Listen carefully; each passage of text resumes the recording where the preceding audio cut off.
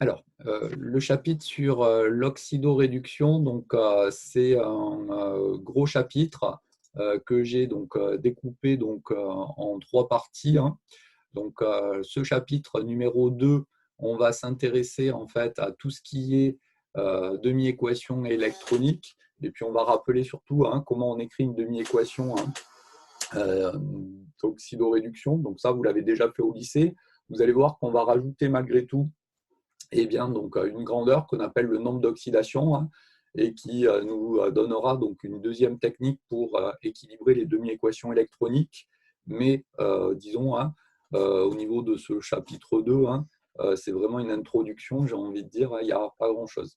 Et puis ensuite, dans les deux chapitres qui suivent, que j'ai donc distingués, on aura affaire à deux types de réactions d'oxydoréduction. Hein. Autrement dit, hein, on aura deux couples d'oxydoréduction qui seront mis en jeu pour réaliser justement hein, une réaction d'oxydoréduction. Et donc là, on distinguera en fait les piles, donc c'est le chapitre qui suit, où on a une particularité, c'est que les deux couples redox sont physiquement séparés donc l'un de l'autre, à savoir, hein, eh bien, donc, si vous avez quelques souvenirs sur les piles, hein, on a une première demi-pile, une deuxième demi-pile, qui sont donc dans des béchers différents schématiquement, hein, donc reliés par un pont salin. Ensuite, on met un circuit extérieur. Et donc, lorsque la pile fonctionne, eh bien, il y a des électrons qui vont être échangés avec le circuit extérieur. Mais s'il n'y a pas de circuit extérieur, autrement dit, il n'y a pas de lampe, pas de résistance, eh bien, il n'y a rien qui se passe, hein, simplement parce qu'on ne peut pas avoir les transferts d'électrons entre eh bien, donc, la première demi-pile et la deuxième demi-pile. Donc ça, hein, c'est ce qu'on va qualifier de réaction hors équilibre, hein, simplement parce que même si dans une pile, la plupart du temps, les transformations mises en jeu seront totales, du fait que eh bien, les deux couples sont physiquement séparés dans deux endroits séparés de l'espace, hein, s'il n'y a pas de circuit extérieur qui permet donc à la pile de fonctionner, elle ne débite pas. Et enfin, hein, le dernier chapitre, ce sera les réactions d'oxydoréduction à proprement parler, tel qu'on l'a vu dans le chapitre acidobasicité, par exemple. Là, on aura un seul bécher dans lequel on mélangera eh bien, donc, des oxydants, des réducteurs, et on aura donc la réaction hein, qui se produit, alors plus ou moins bien, hein, suivant la constante d'équilibre de la réaction qui est mise en jeu. Toujours est-il que ça sera donc vraiment différent des piles où là, on a deux béchers différents dans les piles, hein, et il n'y a rien qui se passe si la pile n'est pas branchée sur une lampe ou autre chose. Dans la dernière partie, on aura un milieu réactionnel unique, donc un bécher, dans lequel on met tous les oxydants, les réducteurs qui nous intéressent, et on regarde ce qui se passe. Ça, il faudra bien hein, garder ces deux aspects-là différents hein, en tête. Hein. On a les piles d'un côté hein, qui ne débitent pas si elles ne sont pas branchées sur un circuit, et puis ensuite les réactions d'oxydoréduction où on a un milieu réactionnel unique et que l'on met directement les oxydants, les réducteurs dedans. C'est pour ça que j'ai découpé en plusieurs parties, hein, mais en soi, hein, ce n'est qu'un chapitre. Hein, c'est chapitre 2, 3, 4. Hein, c'est tout ce qui est relatif donc, à l'oxydoréduction.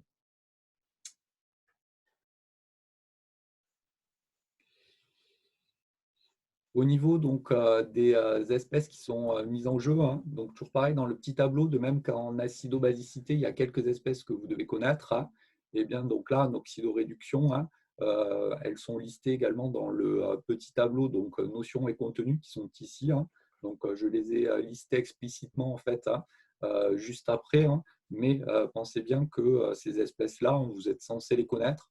Alors après, souvent dans les problèmes, hein, on vous les rappelle, hein, de manière à ce que vous ne soyez pas donc, bloqué hein, si vous ne connaissez pas l'espèce, mais en toute rigueur, hein, c'est quelque chose ça, que vous devez connaître. Hein. Bien. Je reviens pour commencer hein, sur la notion d'oxydant donc réducteur. Hein. En fait, hein, tout est contenu hein, dans le petit encadré hein, qui se trouve à ce niveau-là. Hein. Et donc, à mon sens, c'est ça qui est le plus important donc, de retenir, puisqu'il y a toutes les informations et toutes les définitions hein, qui sont contenues ici dans cette demi-équation électronique, dont on reparlera juste après. Hein. Mais ici, hein, vous remarquez qu'on a un oxydant hein, avec un réducteur conjugué. L'oxydant, il va capter des électrons pour donner le réducteur. Donc le réducteur, lui, il est au contraire capable de céder des électrons.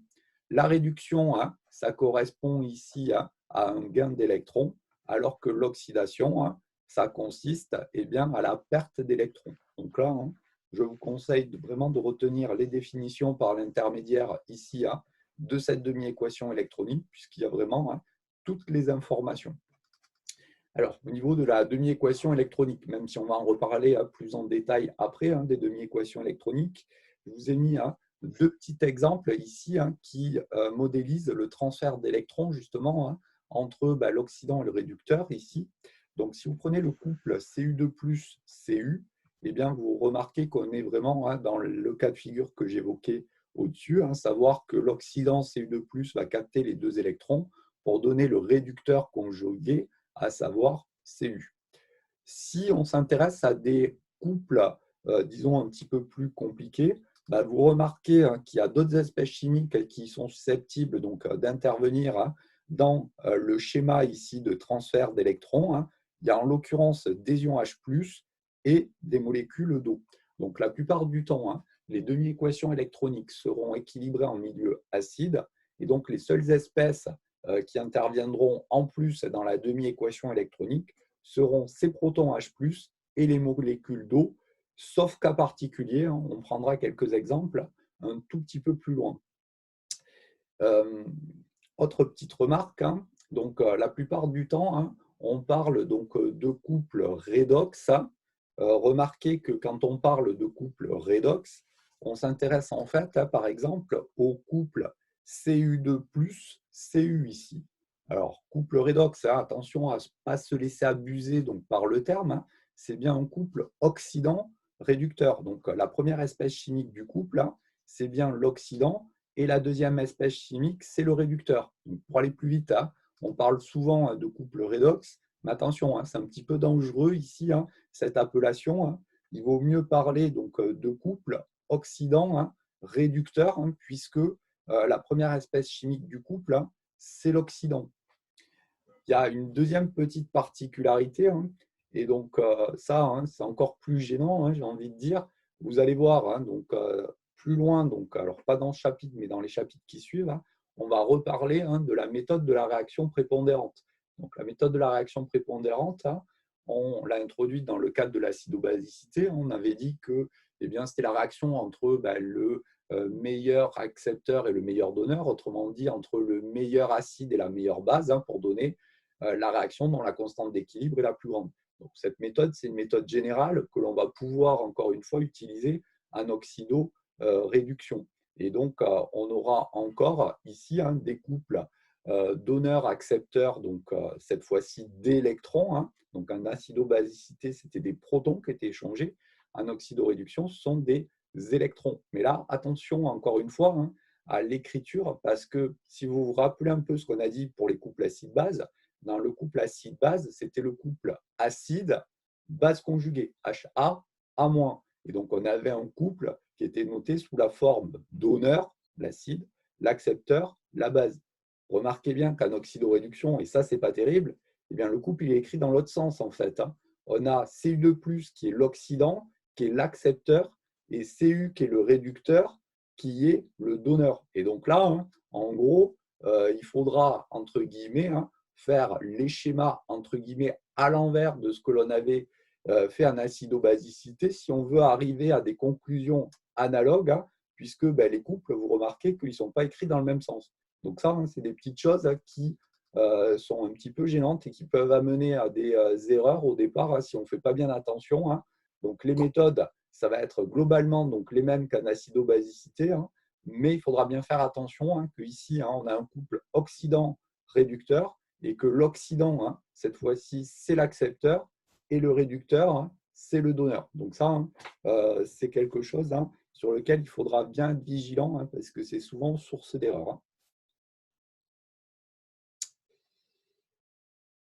Toujours sur cette introduction, même si après on va y revenir à ces notions donc, de demi-équation électronique, voire de réaction redox. Donc ça, c'est quelque chose qu'on vous a déjà dit à de multiples reprises au lycée.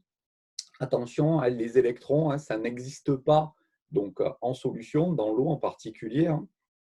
Et donc, lorsque il va y avoir des transferts d'électrons qui vont s'effectuer, eh bien, ces transferts d'électrons ne peuvent pas se faire avec des échanges d'électrons par l'intermédiaire de l'eau, autrement dit de notre solvant. Les électrons doivent transiter soit par l'intermédiaire d'un circuit extérieur, autrement dit deux fils, d'une résistance, d'une lampe si on a affaire à une pile, soit directement doivent être échangés entre l'oxydant et le réducteur, donc de deux couples différents, si on s'intéresse à la mise en commun des couples dans un même milieu réactionnel.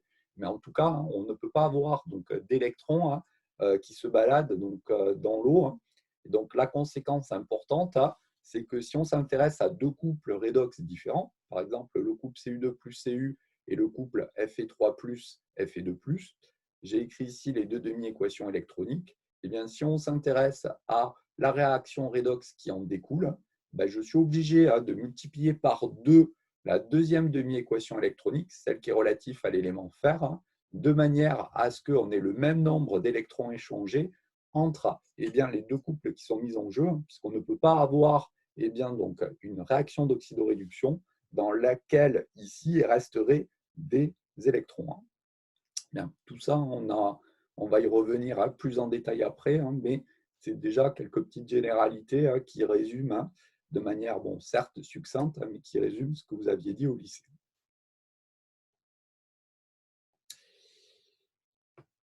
Je vous ai fait ensuite un petit tableau avec les différentes espèces chimiques qui étaient listées dans le tableau de début de chapitre. Donc, je vous ai mis le nom à chaque fois de l'espèce chimique, la formule brute et également la représentation de Lewis. Alors, même si pour nous, la représentation de Lewis ici ne va pas être indispensable, donc dans le cadre du concours, eh bien, les épreuves, elles ont un peu toujours la même forme en fait. À savoir, ça commence par des configurations électroniques d'atomes. Ensuite, on vous demande la plupart du temps de donner des représentations de Lewis de molécules et puis dire si la molécule elle est polaire ou pas, en gros. Et après, ça bascule sur un titrage. Et donc, en général, si on s'intéresse par exemple à de l'oxydoréduction, c'est un peu toujours les mêmes espèces chimiques qui reviennent. C'est pour ça que je vous ai mis ici les représentations de Lewis pour que vous ayez ces représentations de Lewis en tête, puisque l'ion thiosulfate, l'ion permanganate, dichromate, hypochlorite, etc., ce sont des espèces chimiques qui reviennent de manière très, très fréquente dans les exercices ou les problèmes. Bien. Des questions là-dessus? Non. J'avais une question sur l'ion hypochlorite. Oui. Comment on sait que le moins il est sur le Cl alors sur la formule brute, il est sur l'oxygène en quelque sorte? Alors, je vous rappelle qu'au niveau de la formule brute, on indique simplement un bilan du nombre d'atomes qu'il y a au sein de l'espèce chimique. Donc, si vous prenez par exemple Cr2 au 7,2-, l'ion dichromate, eh bien, la formule brute nous donne comme seule indication le fait qu'il y ait deux atomes de chrome, 7 atomes d'oxygène et 2 charges moins en fait, sur la structure. Mais en fait, ça ne préjuge en rien de l'endroit où vont se trouver les charges, ni de l'enchaînement des atomes au sein de la structure. Dans Cr2 au 7,2-, par exemple, vous remarquez qu'un chrome va être lié à des oxygènes, mais que les deux chromes, par exemple, ne sont pas liés entre eux. Donc, dans la formule brute, on a juste un bilan du nombre d'atomes mis en jeu et de la charge.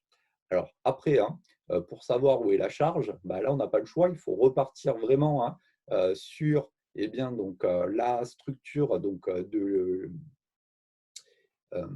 sur la représentation de Lewis de l'espèce chimique qui est mise en jeu. Et ensuite, une fois qu'on a la représentation de Lewis, ici, il faut avoir accès au calcul de la charge formelle en faisant la différence entre le nombre d'électrons de valence et le nombre d'électrons apparents de la structure. Et donc là, si on regarde l'oxygène, je vous rappelle, sous forme isolée atomique, il a 6 électrons de valence. Le chlore, lui, il en a 7. Et quand on regarde l'environnement proche électronique de l'oxygène et du chlore dans celle au moins qui est ici, on a deux doublés non liants sur l'oxygène et deux liaisons covalentes. Donc, il a toujours au plus proche voisinage 6 électrons, donc pas de charge apparente. Par contre, quand on fait le décompte pour l'atome de chlore, il y a trois doublés non liants, donc 6 électrons plus deux liaisons covalentes. Et donc, on remarque qu'il y a 8 électrons apparents, d'où la charge moins en fait. Donc là, c'est vraiment la structure de Lewis qui nous permet de savoir où se trouve la charge en fait. Merci.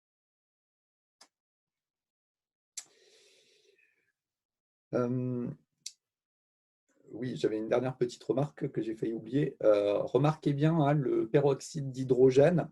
Donc, le peroxyde d'hydrogène, c'est communément ce que l'on appelle donc l'eau oxygénée. Donc, c'est un composé qui est un petit peu particulier parce qu'il y a une liaison peroxyde. Donc, c'est la liaison entre deux atomes d'oxygène. Donc, les liaisons entre deux atomes d'oxygène, eh bien, en chimie minérale, c'est extrêmement rare en fait. Donc, les composés dans lesquels il y a des liaisons oxygène-oxygène, c'est quasi essentiellement en fait des molécules organiques, donc que l'on ne rencontrera pas dans notre filière, sauf pour cette molécule particulière qui est le peroxyde d'hydrogène. Alors, si j'insiste un petit peu au niveau donc, de cette molécule, c'est parce qu'il va y avoir quelque chose de particulier justement en termes de nombre d'oxydation, autrement dit, ce que l'on va introduire juste après. Donc, ça va être ici une exception, cette molécule, vous allez le voir. Alors, la notion donc, de nombre d'oxydation, c'est la partie nouvelle, j'ai envie de dire, par rapport à ce que vous avez donc, fait au lycée. Alors, on va voir que le nombre d'oxydation, en fait, c'est rien d'autre qu'une grandeur algébrique en fait, qui va représenter l'état d'oxydation d'un élément dans un corps considéré. Donc, cette grandeur, elle est écrite en chiffres romains, peut être positive ou négative, et elle va nous permettre en particulier de savoir qui est l'oxydant, qui est le réducteur donc, dans le couple, sachant que plus le nombre d'oxydation est élevé, plus l'élément dans l'espèce chimique est dans un état oxydé. Donc, en gros, l'espèce chimique caractérisée par son plus grand degré d'oxydation. Alors, vous allez voir au niveau des termes, là, il va falloir être un tout petit peu plus précis, mais là, je donne simplement l'idée pour l'instant. Plus le nombre d'oxydation sera grand et plus l'espèce sera oxydée, donc ça sera l'oxydant du couple. Et au contraire, plus le nombre d'oxydation sera petit et plus l'espèce sera entre guillemets réduite, et donc ça sera le réducteur du couple. Alors, vous allez me dire, bon, soit, et à quoi ça sert tout ça? Alors, une première utilité, ça va être de pouvoir, grâce à ce nombre d'oxydation, d'équilibrer les demi-équations électroniques. Alors là, encore une fois, on peut se demander, est-ce vraiment indispensable? Parce qu'au lycée, vous équilibriez donc les demi-équations électroniques sans cette notion de nombre d'oxydation. Alors certes, mais vous verrez que après ce chapitre sur l'oxydoréduction, il restera un dernier petit chapitre à faire. C'est en fait les réactions de précipitation. Donc c'est un autre type de particules échangées. Et enfin, une fois qu'on aura fait ce chapitre sur la précipitation, on va mettre tout ça en commun. Alors, quand je dis tout ça, c'est les réactions acide-base, les réactions d'oxydoréduction et les réactions de précipitation. Et donc, tout ça, ça sera mis en commun par des diagrammes particuliers qu'on appelle donc, les diagrammes potentiels pH et qui permettent de s'intéresser justement à des réactions dans lesquelles les différents aspects de chimie des solutions peuvent apparaître, à savoir de l'oxydoréduction, de l'acidobasicité, de la précipitation, etc. Et on verra que pour interpréter ces diagrammes, justement, cette notion de nombre d'oxydation, c'est assez pratique parce que qualitativement, ça nous donnera tout un tas d'informations importantes. Donc, même si pour ce chapitre-là, ça peut vous sembler un petit peu superflu, cette notion de nombre d'oxydation, ça ne prendra tout son intérêt vraiment que lorsqu'on fera ce dernier chapitre sur les potentiels pH. Ça sera en gros le chapitre de conclusion sur ces réactions chimiques en solution aqueuse. Bien, alors, si on regarde un petit peu, avant de donner les règles qui permettent d'attribuer un nombre d'oxydation, quelques petits exemples. Donc, j'ai pris quelques éléments donc, du tableau périodique. Donc, lorsqu'on s'intéresse en fait au nombre d'oxydations, eh bien, on va caractériser donc, le nombre d'oxydations associé à un élément dans une espèce chimique. Et donc, ce nombre d'oxydations, la plupart du temps, il ne va pas être fixe, à savoir, suivant l'espèce chimique à laquelle on va s'intéresser, eh bien, le nombre d'oxydations de l'élément considéré peut varier. Donc, si vous prenez par exemple l'azote, qui est caractérisé par le numéro atomique Z égale 7, eh bien, on va pouvoir avoir différents composés associés à des molécules ou des ions dans lesquels de l'azote est mis en jeu. Et on peut avoir par exemple ici de l'ammoniac, NH3, et dans cette molécule-là, le nombre d'oxydation de l'azote, il vaudra -3. Si vous prenez HNO3, donc vous remarquez qu'il y a une autre molécule à base d'azote, eh bien le +5 qui est ici, ça caractérise le nombre d'oxydation en fait, de l'azote dans la molécule HNO3. Et donc vous remarquez en fin de compte qu'un élément chimique donné n'a pas une valeur fixe de nombre d'oxydation, mais tout dépend en fait de l'environnement électronique dans lequel il se situe. Simplement parce que d'après les règles de stabilité qu'on a déjà évoquées donc, précédemment, eh bien, on a un atome donné qui va avoir tendance donc, à se rapprocher donc, électroniquement du gaz rare le plus proche dans le tableau périodique. Donc, si vous prenez l'azote par exemple, eh bien, il va pouvoir avoir tendance soit à se rapprocher donc, du néon, soit de l'argon, et donc il va avoir tendance soit donc, à perdre formellement donc, des électrons, 5 électrons pour se rapprocher donc, du gaz rare qui est juste avant, ou gagner formellement donc, 3 électrons pour se rapprocher du gaz rare qui suit. Et donc, suivant l'endroit où se trouve l'espèce chimique dans le tableau périodique, suivant qu'elle veuille rapprocher donc, le gaz rare qui est juste avant ou juste après, on va pouvoir avoir une plage de valeurs possibles pour ces nombres d'oxydation. Alors, ce que je dis là, c'est assez qualitatif parce que en fait, tout dépend où se trouvent les espèces chimiques. Donc, si vous prenez l'azote, par exemple, eh bien, ce que j'ai dit là, ça marche assez bien.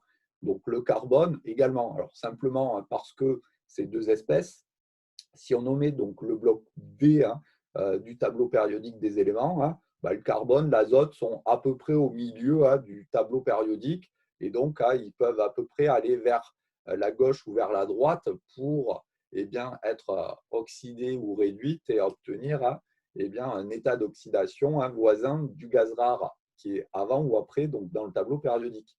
Si vous prenez par contre les premiers éléments là, que je donne dans le tableau, le sodium et le magnésium par exemple, ces deux éléments en fait ils appartiennent au bloc S. Donc le sodium c'est un alcalin, le magnésium c'est un alcalino-terreux, donc première, deuxième colonne du tableau périodique.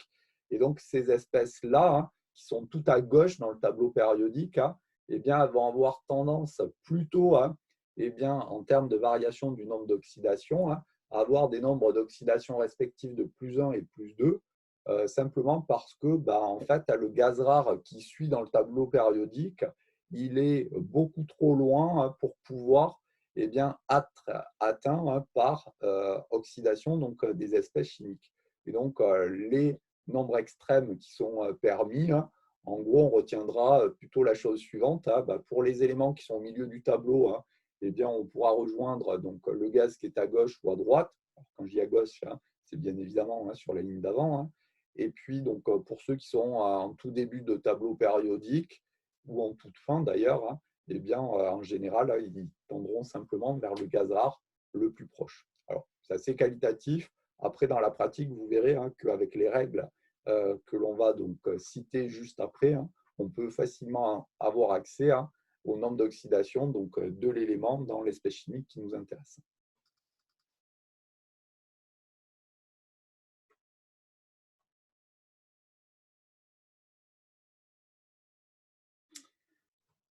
Alors, on a un certain nombre de règles, vous allez voir, elles sont assez simples, qui nous permettent justement de déterminer donc, le nombre d'oxydation associé à un élément.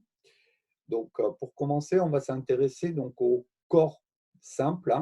Donc, les corps simples ou corps purs simples, si on regarde un peu les exemples que j'ai donnés, c'est H2, O2, N2, Cl2, Fe, Cu etc.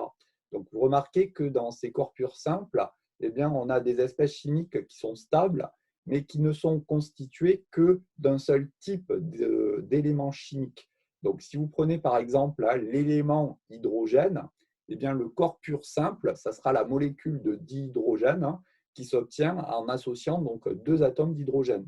Donc, le corps pur simple, c'est rien d'autre que le corps stable formé à partir uniquement de l'élément auquel on s'intéresse et qui va être caractérisé par justement un seul type d'élément. Donc, si vous prenez N2, le corps pur simple, ça sera la molécule, si vous prenez l'azote, N, le corps pur simple, ça sera la molécule N2 qui est obtenue en associant deux atomes d'azote.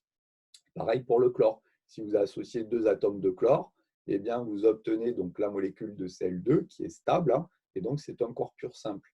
Après, tout dépend de l'élément auquel on s'intéresse. Donc, si vous prenez du fer, eh bien, donc là, le fer, sous forme métallique, autrement dit sous forme Fe, eh bien, il est stable.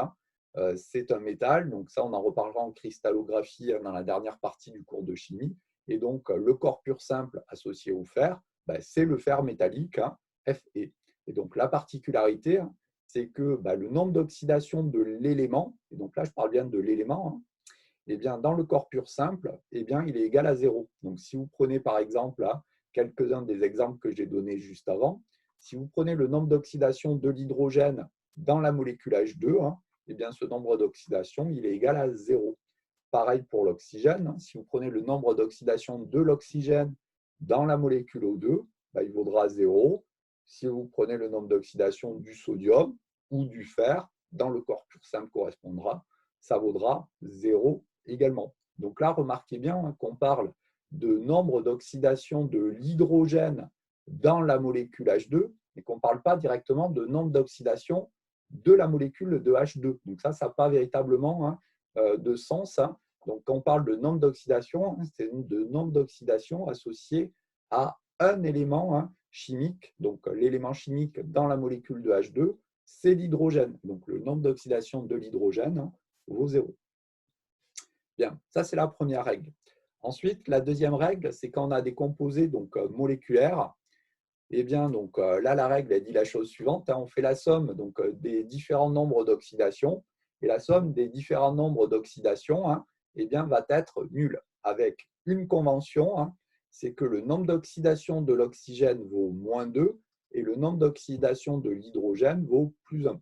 Remarquez bien, c'est ce qu'on avait commencé à évoquer précédemment, que ici, ces nombres d'oxydation sont écrits en chiffres romains, ils peuvent être positifs ou négatifs. Bien, si on prend quelques petits exemples pour illustrer ça, donc si on s'intéresse au chlorure d'hydrogène, HCl, donc conventionnellement, le nombre d'oxydation de l'hydrogène vaut plus 1. On sait que le nombre d'oxydation de l'hydrogène plus le nombre d'oxydation du chlore, ça va valoir 0. Et donc, ça permet d'en déduire le nombre d'oxydation ici du chlore, moins 1. Vous avez deux autres petits exemples dessous, avec, pour commencer, le dioxyde de soufre, SO2. Donc, on aura le nombre d'oxydation du soufre plus, et donc là, il faut faire attention. Donc, quand on dit on fait la somme de tous les nombres d'oxydation, remarquez bien que dans SO2, eh bien, il y a deux atomes d'oxygène. Donc, dans le calcul, vous remarquez que c'est nombre d'oxydation du soufre plus nombre d'oxydation de l'oxygène plus nombre d'oxydation de l'oxygène. D'où le 2 qui se trouve eh bien, à ce niveau-là. Comme le nombre d'oxydation de l'oxygène, c'est moins 2, on a le nombre d'oxydation du soufre qui vaut plus 4. Si on fait la même chose pour H2SO4, eh bien, vous remarquez que le nombre d'oxydation du soufre, ici, dans H2SO4, ça vaut plus 6. Et donc, c'est ce que j'ai commencé à évoquer précédemment. Remarquez bien que pour un élément donné, le nombre d'oxydation, il n'est pas prédéfini, puisque le nombre d'oxydation du soufre, il vaut plus 4 dans SO2, mais il vaut plus 6 dans H2SO4. Mais ce que je dis là, en fin de compte, ce n'est pas si extraordinaire que ça, puisque si vous prenez par exemple le nombre d'oxydation de l'hydrogène dans HCl, eh bien, il vaut plus 1, alors qu'on avait dit que dans le corps pur simple H2, le nombre d'oxydation de l'hydrogène vaut 0. Donc, ça dépend vraiment en fait, de l'environnement électronique, de la structure de l'espèce chimique qui est mise en jeu. pour avoir la bonne valeur en fait, de ce nombre d'oxydation. Bien, comme à toute règle, il y a des exceptions, il faut faire un petit peu attention. Donc, je vous ai parlé tout à l'heure du peroxyde, H2O2. Je vous ai dit attention, cette molécule elle est un petit peu particulière parce qu'il y a une liaison oxygène-oxygène. Donc, dans cette molécule-là, il faut le savoir, le nombre d'oxydation de l'oxygène, il ne vaut pas -2, mais il vaut -1. Alors, c'est à peu près la seule exception qu'il y a. Donc, si vous regardez donc H2O2, le nombre d'oxydation ici de l'hydrogène, lui, restera bien égal à +1. Par contre, si vous faites nombre d'oxydation de l'hydrogène plus nombre d'oxydation de l'hydrogène, plus 2 fois le nombre d'oxydation de l'oxygène, puisqu'il y a 2 atomes d'oxygène, on se rend bien compte que le nombre d'oxydation ne peut pas être égal à -2, mais qu'il est égal ici à -1. Donc ça, il faut le savoir. Dans ce composé-là particulier, H2O2, le nombre d'oxydation de l'oxygène vaut -1. On a fait les corps purs simples, les molécules. Il reste à regarder donc, ce qui se passe donc, pour les ions. Bon, les ions, c'est en gros le même principe que pour les molécules. On va faire la somme des différents nombres d'oxydation. Mais cette fois-ci, ce n'est plus égal à 0, la somme de ces nombres d'oxydation, mais ça va être égal simplement à la charge de l'ion qui est mise en jeu. Donc, au niveau des nombres d'oxydation de référence, c'est toujours -2 pour l'oxygène et +1 pour l'hydrogène. Donc, c'est la même règle que précédemment. Alors là, il y a 2 cas de figure. Donc, le cas des ions monoatomiques, donc là, c'est excessivement simple. On peut conclure directement. Donc, si vous prenez Fe2+, par exemple, le nombre d'oxydation du fer, c'est +2. C'est +3 dans Fe3+. Donc, ce nombre d'oxydation, il peut être négatif également, je vous rappelle, puisque si vous prenez l'ion S2-, eh bien, le nombre d'oxydation du soufre, il vaut -2. Et puis après, si on a des ions polyatomiques, là, il faut faire un petit calcul. Donc, en général, on ne le voit pas directement en regardant la structure de l'ion considéré. Il faut l'écrire, il ne faut pas aller trop vite ici. À savoir que le nombre d'oxydation du manganèse plus 4 fois le nombre d'oxydation de l'oxygène va être égal à -1. Et donc, quand on tient compte du fait que le nombre d'oxydation de l'oxygène vaut -2 ici, ça permet de trouver le nombre d'oxydation du manganèse, +7, ou du chrome dans CR2 au 7 de moins. Donc ça, c'est des petits calculs classiques qu'il faut savoir faire. Bien, donc voici pour les règles. Donc là, encore une fois, une petite exception. Donc cette fois-ci, l'exception, elle est relative à l'hydrogène. Donc dans certains composés qu'on appelle les hydrures métalliques, qui sont de cette forme-là, LiH, NaH. Donc vous remarquez en fait que ces composés sont formés à partir d'hydrogène d'une part, et ensuite d'un métal alcalin, en fait, d'un élément ici qui appartient à la première colonne du tableau périodique. Bon, dans ces composés, le nombre d'oxydation en fait, de l'hydrogène il vaut -1. Donc ça, c'est une exception également. Donc ces composés ici obtenus, c'est ce qu'on appelle des solides ioniques.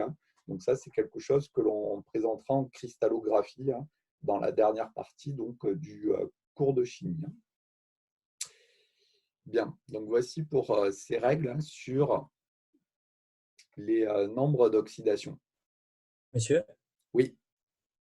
il y a un truc que je ne comprends pas bien parce que pour les corps composés moléculaires, on a du coup NO de l'oxygène qui est -2, alors que dans le corps simple, ça fait 0 Oui. pour le O2.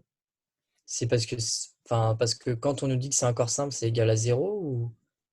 Alors, oui, j'arrive pas trop à comprendre si par convention. Alors, c'est effectivement lié donc alors,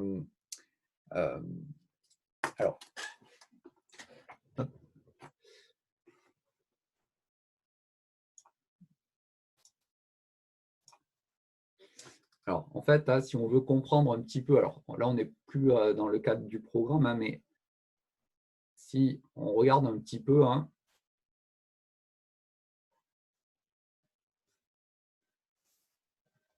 les 2 cas de figure qui étaient évoqués.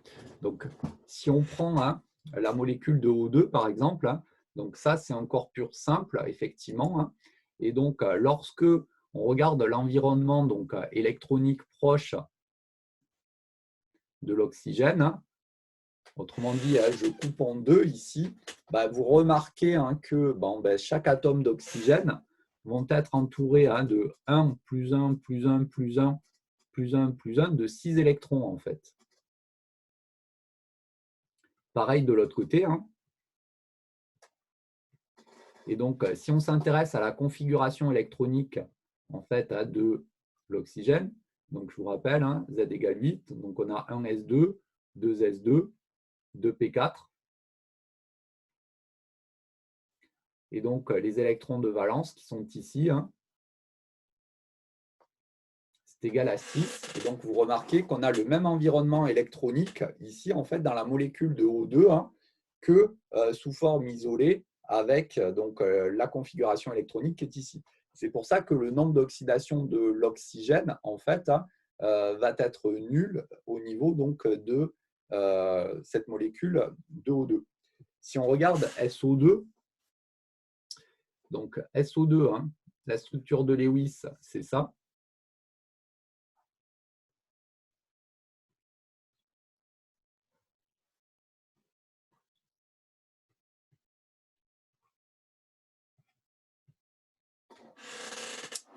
Et donc là, lorsque on va s'intéresser justement à l'environnement électronique au niveau des différents atomes, en fait, il faut tenir compte de l'électronégativité en fait, des différents atomes, sachant que l'électronégativité en fait, de l'oxygène,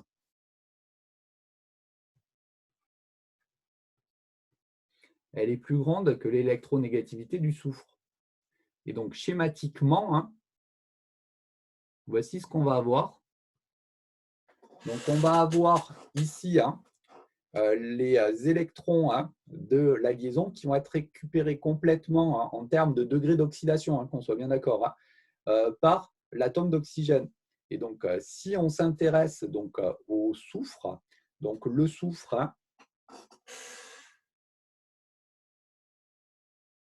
donc il va avoir une configuration électronique de valence en 3s2, 3p4. Donc, il avait 6 électrons de valence, le soufre, sous forme atomique. Et donc là, vous remarquez que dans la molécule, s'il cède, alors c'est une vue de l'esprit, bien évidemment, puisque c'est une molécule, mais d'un point de vue oxydoréduction, c'est comme ça que ça se passe. Donc, s'il cède en fait complètement les électrons qui sont ici aux atomes d'oxygène, eh bien, il n'est plus entouré en fait que de ce doublet, et donc il va passer de 6 électrons lorsqu'il est sous forme atomique à 2 électrons dans la molécule, d'où un degré d'oxydation, un nombre d'oxydation de plus 4 ici pour le soufre.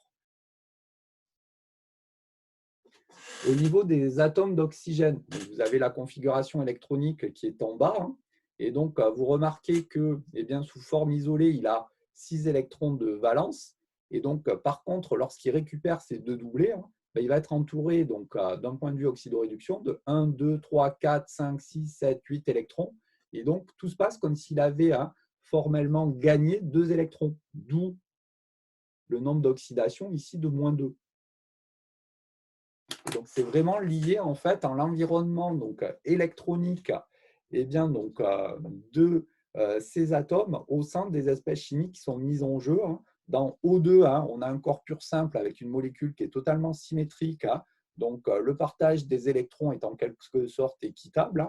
Et donc, ici, tout se passe comme si l'atome d'oxygène était entouré de 6 électrons. Et donc, il a le même environnement électronique que lorsqu'il est sous forme atomique, puisque sous forme atomique, il y a 6 électrons de valence. Donc, sous forme atomique, je vous rappelle, on avait représenté ça en termes de structure de Lewis de la manière suivante.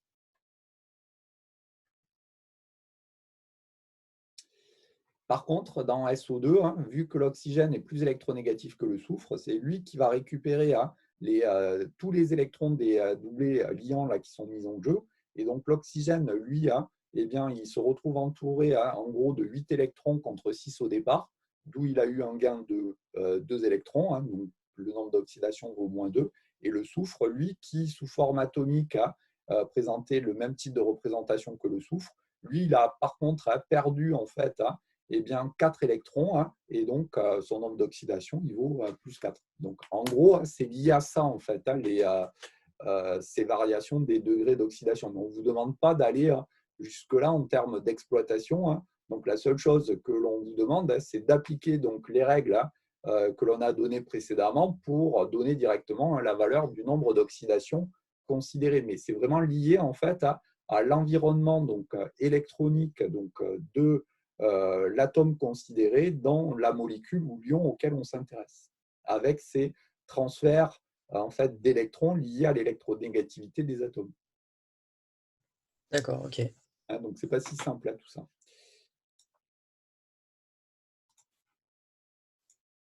Bien, donc nous, on va se limiter à ces règles qui permettent de conclure.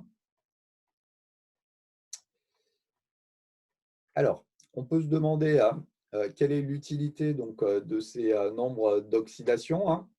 Alors déjà, si on s'intéresse par exemple à une réaction redox, donc j'ai donné un petit exemple ici. Donc j'ai donné directement la réaction redox correspondante. On a l'oxydant Fe3+ qui va réagir avec le réducteur Pb. Donc vous remarquez qu'on a l'oxydant et le réducteur de deux couples différents pour donner les espèces chimiques conjuguées, autrement dit le réducteur associé à Fe3+ et l'oxydant associé au plomb solide. Et donc, si on regarde un petit peu la variation du nombre d'oxydation qui est mise en jeu pour les différents éléments qui sont en jeu dans cette équation redox. Donc, ici, on a un ion monoatomique. Donc, là, vous avez un degré d'oxydation, un nombre d'oxydation de +3 pour le fer. Ici, on a un corps pur simple, c'est du fer solide. Donc, le nombre d'oxydation ici, il vaut 0. Et donc, quand on passe de Fe3+ à Fe, on remarque qu'il y a une variation du nombre d'oxydation de -3 unités. Par contre, il faut faire attention. Remarquez que dans cette réaction, il y a 2 Fe3+ qui sont mis en jeu pour donner 2 fers métalliques. Et donc, la variation globale du nombre d'oxydation, du point de vue du fer, sera égale à -6, puisque on a 2 éléments fer qui subissent une variation de -3, d'où une variation globale de -6. Si on fait la même chose pour le plomb, donc dans le plomb solide, le nombre d'oxydation il est nul. Dans Pb2+, le nombre d'oxydation ici vaut +2. Et donc, on va avoir une variation de +2 unités pour chaque élément plomb. Mais comme il y en a 3, on a une variation globale de +6. Et donc, en fin de compte, si vous regardez la variation de l'ensemble des éléments qui sont mis en jeu dans la réaction redox, +6, -6, on a une variation globale nulle du nombre d'oxydation. Alors, ça, on peut se demander à quoi c'est lié. Donc, vous allez le voir lorsqu'on va écrire les demi-équations électroniques là, à la fin de ce chapitre. La variation du nombre d'oxydation va nous permettre d'avoir accès au nombre d'électrons qui va permettre le passage de l'oxydant au réducteur d'un couple. Et comme on a dit qu'on devait avoir le même nombre d'électrons échangés lorsqu'on a une réaction redox entre les deux couples oxydant-réducteur qui sont mis en jeu, c'est normal en fin de compte d'avoir une variation globale du nombre d'oxydation de tous les éléments chimiques qui est nulle, puisqu'on aura ici globalement 6 électrons échangés pour passer de Fe3+ à Fe, alors 6 parce qu'il y a un facteur 2 ici, et donc ces 6 électrons seront également échangés entre Pb ici et Pb2+. Et donc, cette variation du nombre d'oxydation, on va voir que ça nous permet d'avoir accès au nombre d'électrons échangés et par voie de conséquence au fait d'équilibrer en fin de compte les demi-équations électroniques.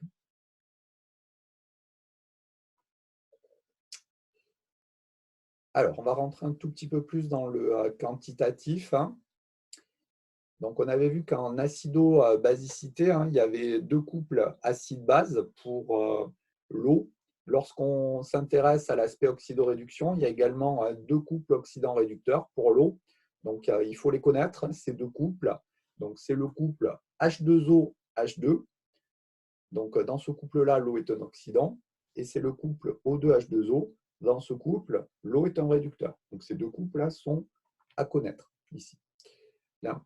Si on regarde un petit peu le premier couple, le couple dans lequel l'eau est un oxydant, ce qui va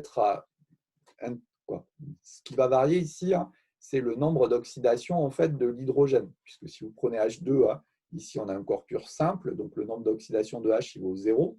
Dans H2O, le nombre d'oxydation de l'hydrogène il vaut plus 1. Donc ça, on retourne sur la règle classique d'attribution. Simplement parce qu'on a dit que le nombre d'oxydation de l'hydrogène vaut plus 1 et celui de l'oxygène moins 2. Donc on retrouve bien ici le plus 1. Et donc, vous remarquez ici que entre l'oxydant et le réducteur donc, du couple, c'est le nombre d'oxydation de l'hydrogène qui va varier. Si vous prenez le deuxième couple de l'eau, c'est le couple O2H2O. Donc cette fois-ci, c'est le nombre d'oxydation de l'oxygène qui va varier. Simplement parce qu'il vaut 0 en fait dans O2, alors qu'il vaut moins 2 dans la molécule H2O. Et donc, suivant qu'on s'intéresse au couple où l'eau est un oxydant ou le couple où l'eau est un réducteur, ça va être lié soit aux variations donc, du nombre d'oxydation de l'hydrogène, soit à la variation du nombre d'oxydation de l'oxygène. Bon, ça, c'est la première remarque. Ensuite, lorsqu'on s'intéresse à ces deux couples de l'eau, là, il faut faire un petit peu attention parce que si on n'y prend pas garde, on a vite fait donc, de dire des bêtises. Donc, je vous ai écrit ici les demi-équations électroniques pour chacun de ces deux couples, écrits en milieu basique et en milieu acide. Donc, l'équilibrage de ces demi-équations électroniques, ce n'est pas ça qui m'importe ici, on va le voir après comment on équilibre, mais c'est plus le résultat qu'on obtient en fait.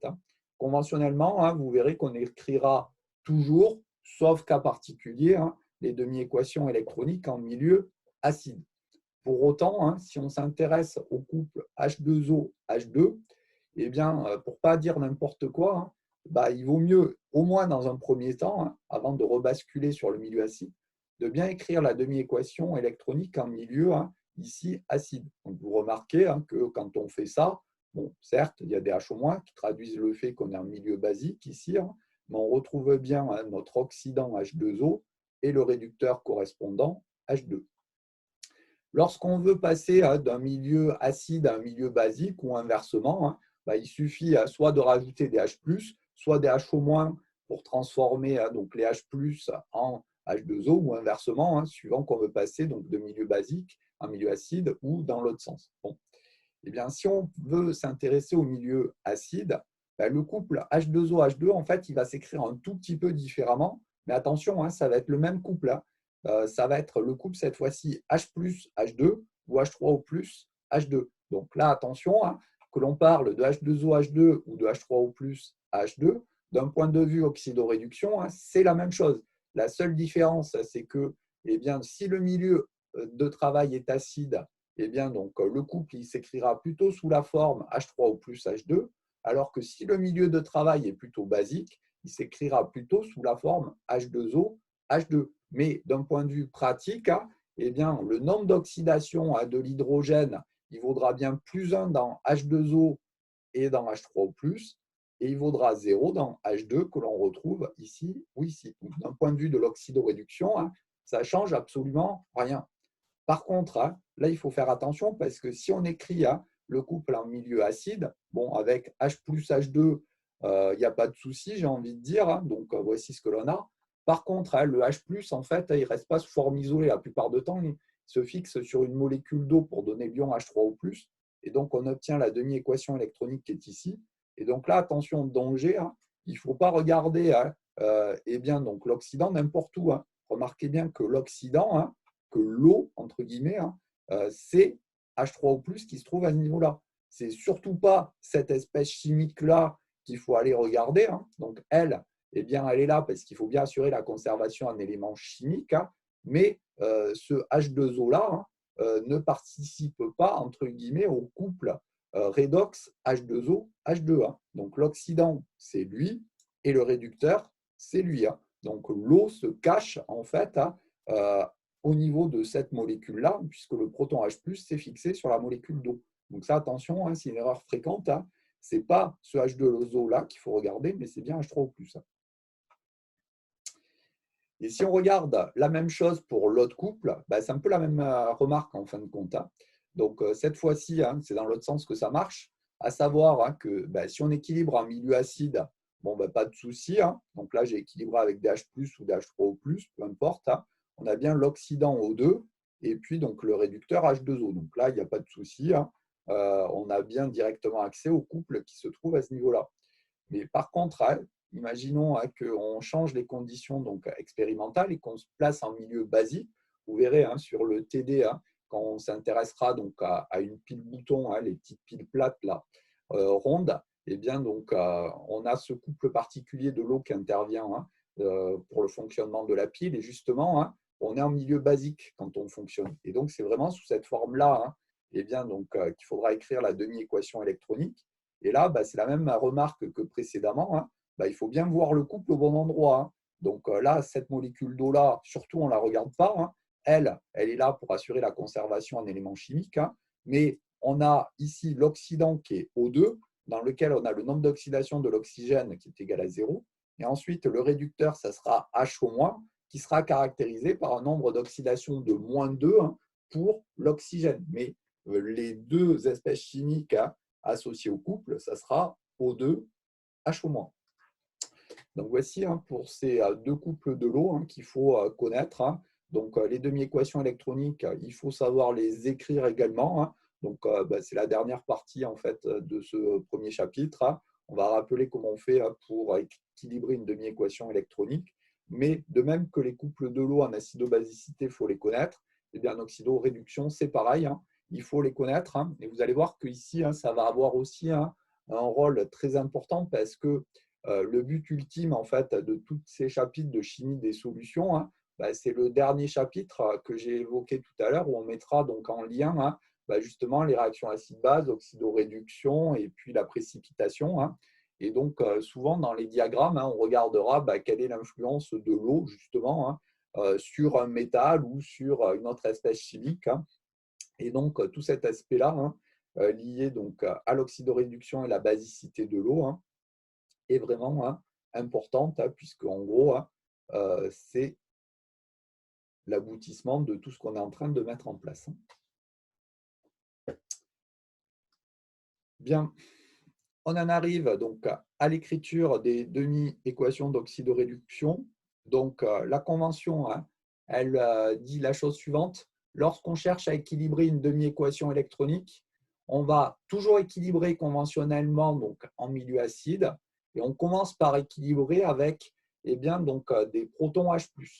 Ensuite, si on veut refléter la réalité un petit peu plus chimique, autrement dit le fait que les H+, se fixent sur des molécules d'eau, on pourra à la toute fin rajouter le bon nombre de molécules d'eau de part et d'autre pour transformer entre guillemets les H+, en H3O+. On commence toujours par équilibrer avec donc, des H+. Et puis pareil, si on est un milieu basique et non pas un milieu acide, la méthode qu'on va rappeler ici consiste à équilibrer toujours un milieu acide. Donc on équilibre d'abord un milieu acide et après, si on est un milieu basique, une fois que la demi-équation électronique est correctement équilibrée, on rajoutera donc, le nombre de HO- nécessaire qui permet entre guillemets de faire disparaître les H+, pour passer en milieu basique. Donc ça, on va le voir juste après. Alors, la première donc, méthode, c'est celle que vous avez vue au lycée. Donc, on part du couple. Donc, je pris un exemple, en gros, le plus dur qu'on peut rencontrer. C'est CR2O7- CR3+. Donc, on commence, première étape, par écrire oxydant plus électron donne réducteur. Une fois qu'on a fait ça, on équilibre un élément chimique, mais attention, on commence par tout ce qui n'est pas hydrogène et oxygène. Donc là, en l'occurrence, il y a 2 chromes à gauche, donc on va équilibrer avec 2 chromes à droite. Une fois qu'on a fait ça, on assure la conservation en élément oxygène en rajoutant donc des molécules d'eau. Donc il y a 7 oxygènes à gauche, il en faut 7 molécules d'eau à droite pour avoir bien nos 7 oxygènes. On assure la conservation en hydrogène à l'aide de H+. Il nous en faut 14 puisqu'il y a 2 fois 7, 14 éléments hydrogène à droite. Et enfin, pour terminer, on assure la conservation de la charge à l'aide d'électrons. Donc, dans cette première méthode, on commence par la conservation en éléments chimiques et ensuite, on assure la conservation de la charge. Et surtout, il faut bien faire dans l'ordre. On assure d'abord la conservation en éléments chimiques autres que donc, les oxygènes et les hydrogènes. Ensuite, c'est les oxygènes à l'aide de molécules d'eau. Et ensuite, les hydrogènes à l'aide de protons H+. Et une fois qu'on a fait ça, eh bien, on assure la conservation de la charge à l'aide d'électrons. Bon, pour équilibrer les demi-équations électroniques, là, c'est juste un tout petit peu d'entraînement. Donc, tout le monde, ça doit arriver à équilibrer une demi-équation électronique. Bien. On va prendre quelques petits exemples supplémentaires avant de passer à la deuxième méthode. Donc, je vous incite à prendre un petit papier si vous n'en avez pas un sous la main.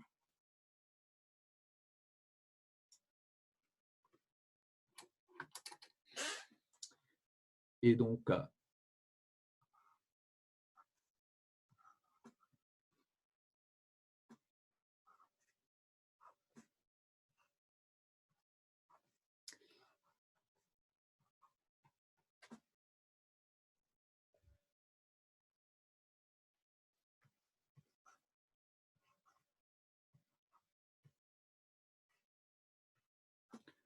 donc, voici deux couples redox, par exemple, PbO2, Pb2+, NO3-, NO. Donc là, je vous laisse 1 ou 2 minutes là, pour m'écrire la demi-équation électronique. Donc, je vous rappelle, on écrit oxydant plus électron donne réducteur. On assure la conservation d'un élément chimique autre que l'oxygène et l'hydrogène, puis un oxygène à l'aide de molécules d'eau, puis un hydrogène à l'aide de H+, et enfin, on assure la conservation de la charge avec les électrons.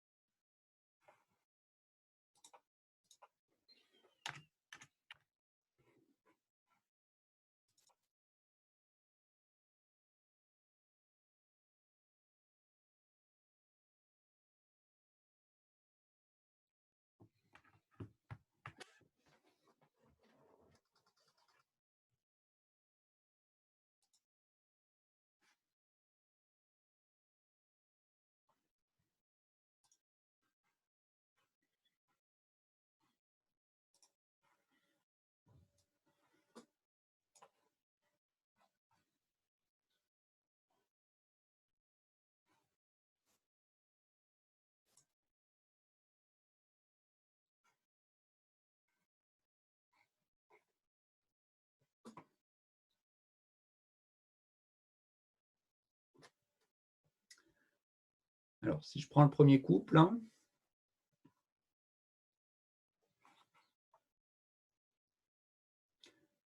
on commence par écrire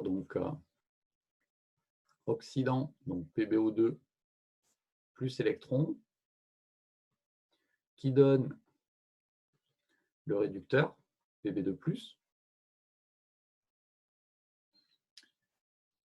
Donc ici, si on regarde les éléments chimiques, vous remarquez que vous avez un plomb à gauche, vous avez un plomb à droite. Donc de ce point de vue-là, c'est équilibré, pas de souci. Donc ensuite, on va assurer la conservation d'un élément oxygène à l'aide de molécules d'eau.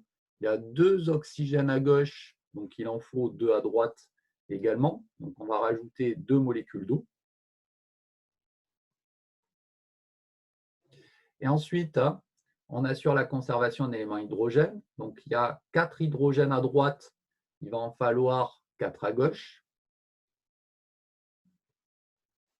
On équilibre ici avec des H+.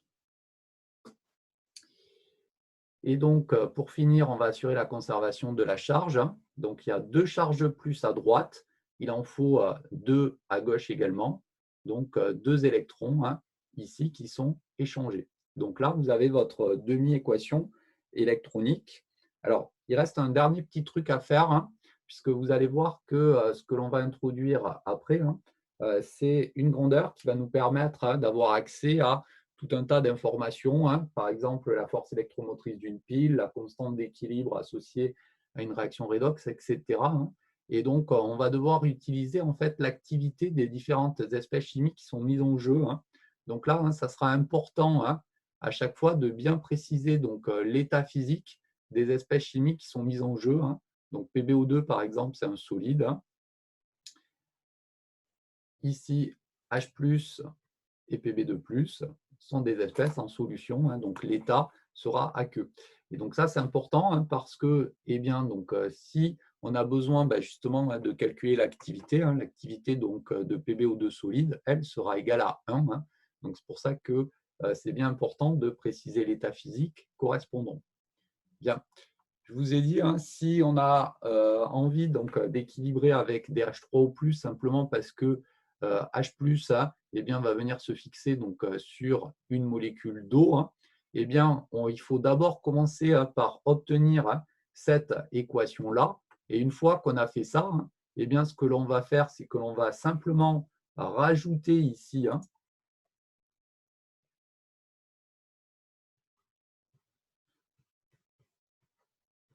4 molécules d'eau de chaque côté. Et donc, on aura ici, en fin de compte, rien d'autre que 4 H3O+. Et ici, 6 H2O. Et donc, une autre façon d'écrire la demi-équation électronique, ça sera donc PbO2 plus 2 électrons plus 4 H3O+, qui donne Pb2+, plus 6 H2O. Donc ça, c'est si on veut équilibrer avec des H3O+.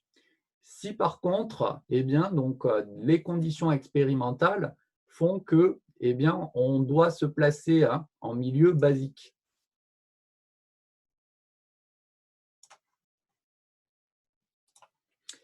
Donc, première étape, c'est la même que précédemment. On équilibre ici la demi-équation électronique qui se trouve à ce niveau-là, en milieu acide avec des H+. Et ensuite, cette fois-ci, ce qu'on va rajouter, c'est des HO- en fait.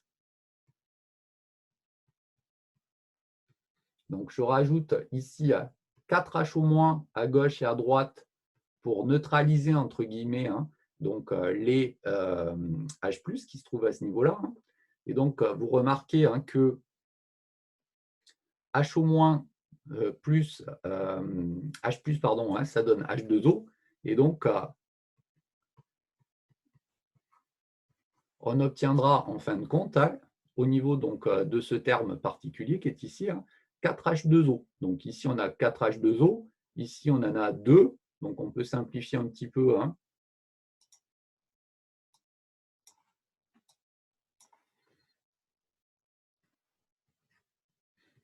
La demi-équation électronique. Et donc, en milieu basique, ce couple s'écrira en fin de compte PbO2 plus 2 électrons plus 2 H2O qui donne Pb2 plus 4 HO-. Donc, vous remarquez que l'étape fondamentale, c'est au départ d'équilibrer correctement avec les H+. Après, on peut facilement introduire des H3O+, en rajoutant des molécules d'eau ou équilibrer un milieu basique en rajoutant des HO-.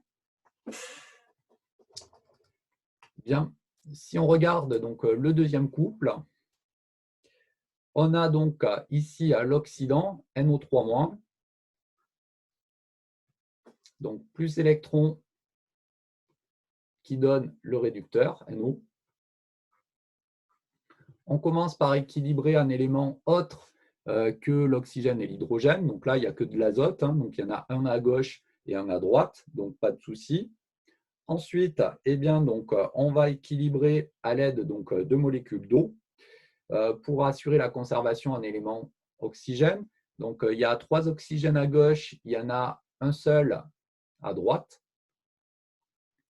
donc 2 H2O. on assure la conservation d'un élément hydrogène. Il y en a 4 à droite, il en faut 4 à gauche. On met 4H+. Et pour finir, on assure la conservation de la charge. Il n'y a pas de charge à droite, il n'en faut pas à gauche. Donc 3 électrons, puisque une charge négative, 4 charges négatives, 4 charges positivistes. Donc voici pour la demi-équation électronique avec l'état physique qu'on peut rajouter une fois qu'on a équilibré avec nos espèces aqueuses. NO ici, c'est un gaz. Donc là, encore une fois, vous remarquez que c'est important de le faire, ça, en fait, puisque, suivant l'état physique qui est mis en jeu, l'activité, après, ne sera pas la même, justement. Bien, voici pour ces 2 premiers exemples. On en reprendra quelques-uns supplémentaires avec la deuxième technique que je vais présenter juste après. Monsieur, Oui. c'est quoi l'utilité de compléter avec des H3O+ ou des H2O? Alors, disons, si on veut donc écrire une demi-équation électronique, il faut assurer la conservation d'un élément chimique et de la charge. Donc, ce que l'on fait ici, par exemple, en rajoutant ici des H+ et des H2O. Bon. Après, d'un point de vue chimique, H+, ça n'existe pas. Simplement parce que H+, c'est un proton H+, et donc sous forme isolée, ce proton H+, il ne va pas exister. Et donc, ce proton H+, il va venir se fixer sur une molécule d'eau pour donner H3O+, en fait. Donc, l'intérêt de passer des H+ au H3O+, c'est simplement de refléter en quelque sorte la réalité chimique de ce que l'on a dans le milieu réactionnel. Donc, si vous prenez un microscope électronique et que vous regardez, ce n'est pas des H+ que vous avez dans votre milieu, mais c'est des H3O+. Donc, ça, c'est l'intérêt de passer par H3O+. Et puis après, le fait de rajouter des molécules des ions HO- pour passer à un milieu basique, ça, c'est les conditions expérimentales qui nous les donnent. Vous verrez que dans les exercices, souvent, les piles industrielles qui sont utilisées, donc, elles utilisent donc, comme électrolyte une solution qui est basique, justement. Et donc, encore une fois, pour refléter ce qui se passe d'un point de vue chimique, la plupart du temps, on est obligé, alors, pour ces piles-là, de se positionner en milieu basique, en fait, c'est tout. C'est juste pour refléter la réalité chimique du milieu. D'accord. Okay. Bien, alors on regarde la deuxième technique. Donc, dans la deuxième technique, c'est un tout petit peu différent, dans la mesure où, quand on n'utilise pas les nombres d'oxydation, on assure d'abord la conservation d'un élément chimique, puis la conservation de la charge. Quand on utilise les nombres d'oxydation, on procède dans l'autre sens, en fait. On va d'abord assurer la conservation de la charge, puis la conservation d'un élément chimique. Alors, si on y regarde un tout petit peu plus près, malgré tout, on commence simplement par les 2 mêmes étapes. On écrit donc oxydant plus électron donne réducteur. On assure, et juste ici, la conservation en élément chrome. Autrement dit, on assure la conservation en éléments chimiques autres que l'hydrogène et l'oxygène. Donc, c'est pour ça qu'on a mis un 2. Et ensuite, on s'intéresse à la variation ici du nombre d'oxydation global associé donc à cet élément chrome. Donc là, si on s'intéresse au nombre d'oxydation du chrome dans Cr3+, c'est plus 3 puisque c'est un ion monoatomique. Quand on fait le petit calcul avec Cr2O7-2-, je vous rappelle qu'on a 2 fois le nombre d'oxydation du chrome plus 7 fois le nombre d'oxydation de l'oxygène qui est égal à -2. On aboutit donc à un nombre d'oxydation de plus 7 pour le chrome.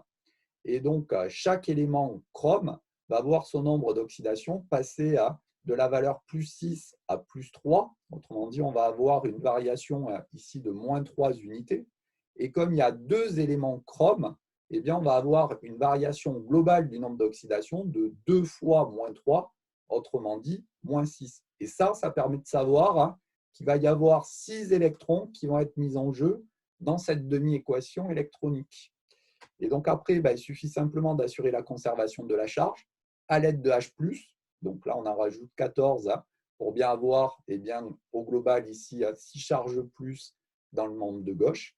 Il reste simplement à assurer la conservation en éléments oxygène ou hydrogène à l'aide de molécules d'eau. Alors ici, qu'on s'intéresse à l'oxygène ou à l'hydrogène, c'est exactement la même chose, à savoir, il nous faut 7 molécules d'eau. On assure d'un coup ici la conservation en O et en H. Donc là, remarquez bien qu'on procède pas dans le même sens que pour la méthode là, que vous aviez vue au lycée. On assure, certes, la conservation en éléments chrome au départ, mais après, on s'intéresse ici à la variation globale du nombre d'oxydations de manière à savoir quel est le nombre d'électrons qui est mis en jeu pour assurer la conservation de la charge. Et ensuite, on termine avec les molécules d'eau pour finir d'équilibrer en fait.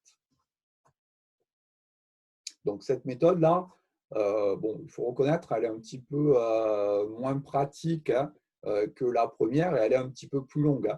Pour autant, vous devez la connaître. Puis si on vous l'impose, ma foi, il faut faire avec. Okay. Bien. Alors, pareil que tout à l'heure, on va prendre plusieurs petits exemples.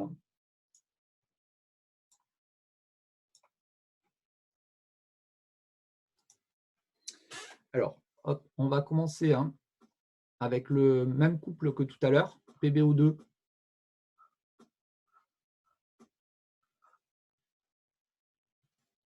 Pb2+. Et puis ensuite, on va prendre par exemple le couple BrO3-, Br2.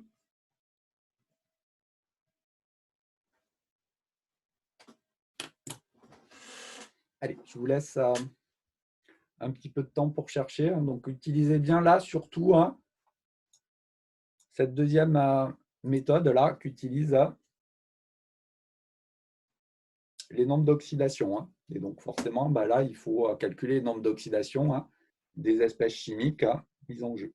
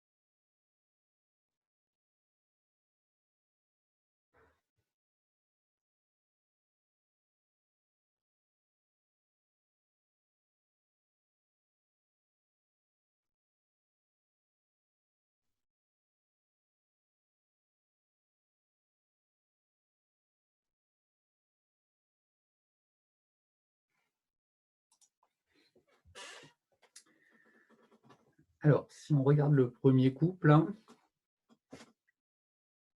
donc déjà, hein, si je m'intéresse à PbO2, on a donc le nombre d'oxydation du plomb,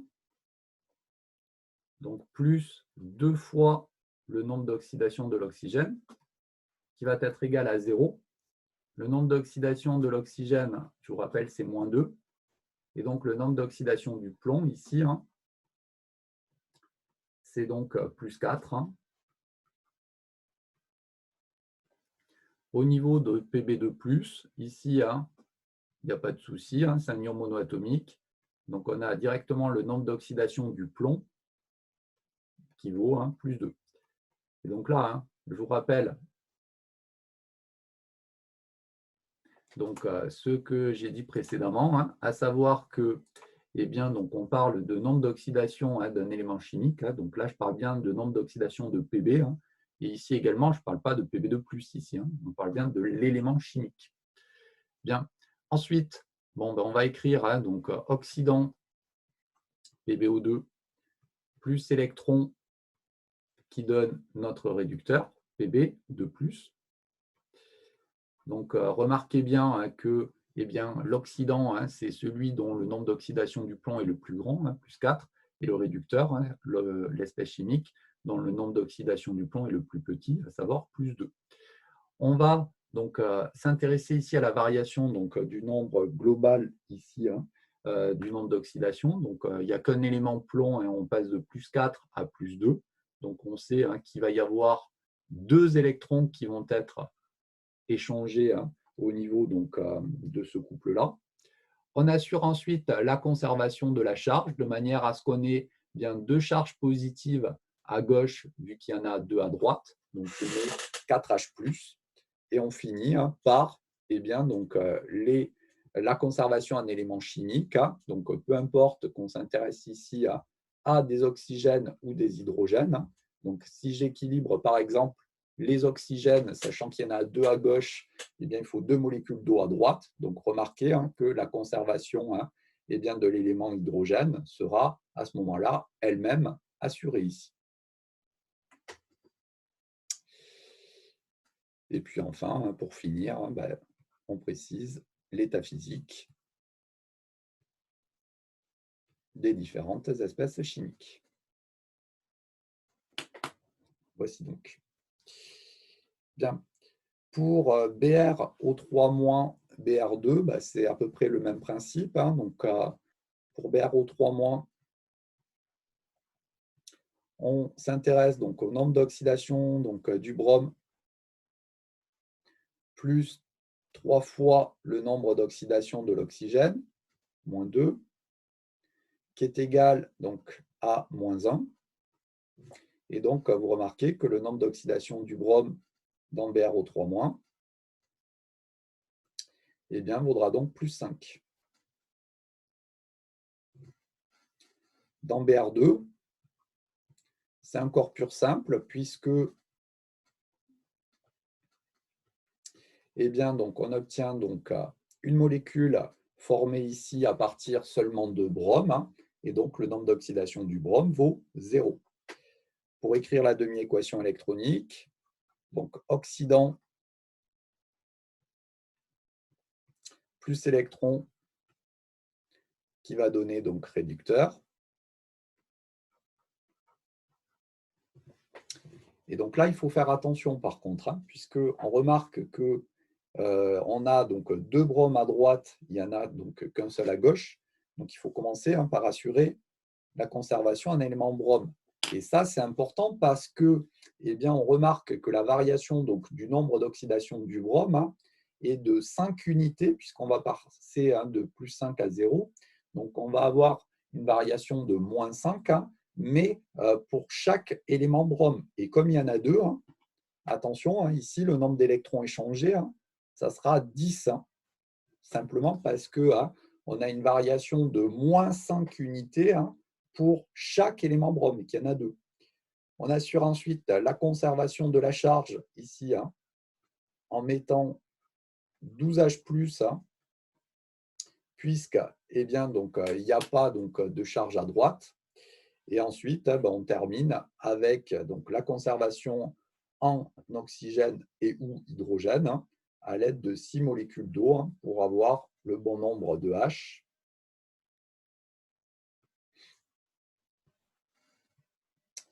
À gauche et à droite. Et donc là, je précise simplement l'état physique des espèces qui sont mises en jeu. Bien. Il y a des questions là-dessus? Moi, monsieur, c'était pour le premier exemple là, que vous avez fait dans le cours. Ouais. Je comprends pas bien du coup la troisième étape là, quand on passe, on a +6 et après à la fin on arrive à +3. Je vois pas bien comment on a ça. Ici, là, ce que je suis en train de montrer. Ouais. Alors, donc ici, j'ai simplement redonné donc, les nombres d'oxydation en fait, de l'élément chrome dans CR2O7 et dans CR3+. Donc, je dis que le nombre d'oxydation du chrome, il vaut +6 dans CR2O7 et il vaut +3 dans CR3+, en fait. Et donc, pour chaque élément chrome, on va passer de +6 à +3. Autrement dit, on va avoir une variation ici de -3 pour chaque élément chrome. Et comme il y en a 2 éléments chrome, on va avoir une variation globale de 2 fois -3, -6. Autrement dit, 6 électrons qui sont mis en jeu. Donc, ce qui est noté ici, là, et ici, c'est simplement les valeurs donc, du nombre d'oxydation du chrome dans les 2 espèces chimiques ioniques qui nous intéressent. D'accord. Donc en fait, on s'occupe jamais du O7. Alors, non, parce que justement, ça c'est important, en fait, la remarque de votre camarade, elle n'est pas si anodine que ça. Donc, lorsqu'on a une demi-équation électronique, ce que vous devez garder à l'esprit, c'est qu'il n'y a qu'un seul élément chimique qui voit son nombre d'oxydation varier. Donc, quand on s'intéresse ici à la demi-équation électronique finale, qui est ici, le seul élément chimique qui voit son nombre d'oxydation varier, c'est le chrome. Si vous prenez l'hydrogène, eh bien, donc on a le nombre d'oxydation de l'hydrogène dans H+, qui vaut 1, le nombre d'oxydation de l'hydrogène dans H2O de l'hydrogène, donc qui vaut +1 également. Si vous prenez le nombre d'oxydation de l'oxygène dans H2O, ça vaut -2. Le nombre d'oxydation de l'oxygène dans CR2O7 de moins, c'est -2 également. Donc, gardez bien à l'esprit, et ça, c'est super important, et c'est vraiment une source d'erreur assez classique, qu'il n'y a qu'un seul élément chimique qui voit son nombre d'oxydation varier dans une demi-équation électronique. Donc là, sur cet exemple, c'est le chrome.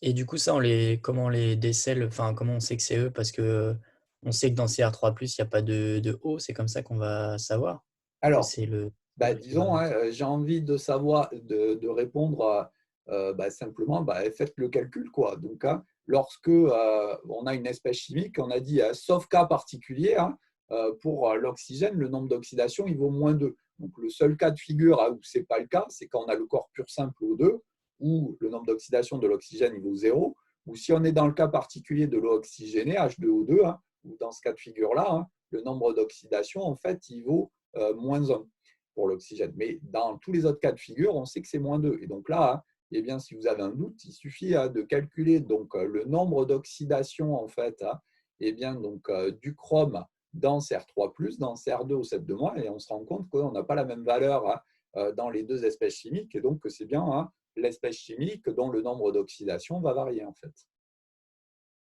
D'accord, ok. Bien, des questions là-dessus? Alors, j'avais un dernier petit exemple à prendre au niveau des demi-équations électroniques. Donc, sur tous les exemples qu'on a fait jusqu'à présent, vous remarquez qu'on a équilibré donc, avec des H+, et des molécules d'eau. Alors, ce qui peut parfois arriver, c'est qu'on ait besoin d'autre chose, en fait. Alors, je prends un petit exemple pour illustrer le fond de ma pensée. On peut s'intéresser, par exemple,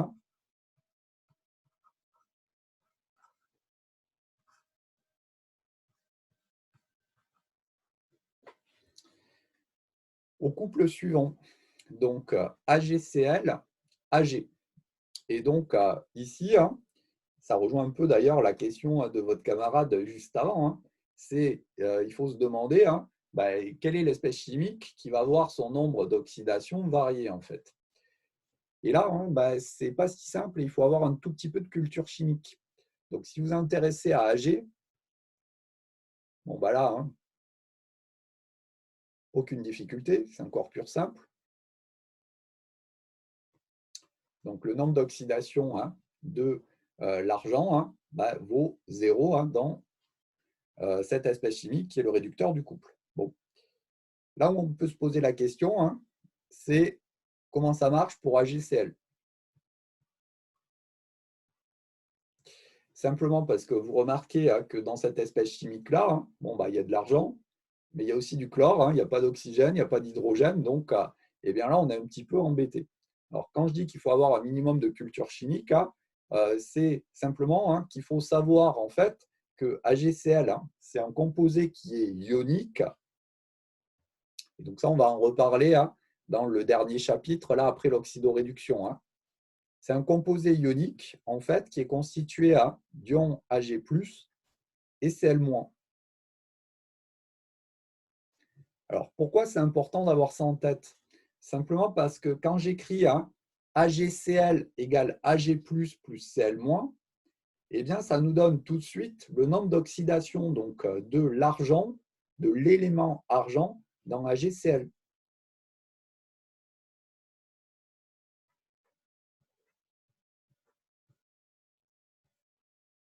Ce nombre d'oxydation ici va valoir plus 1.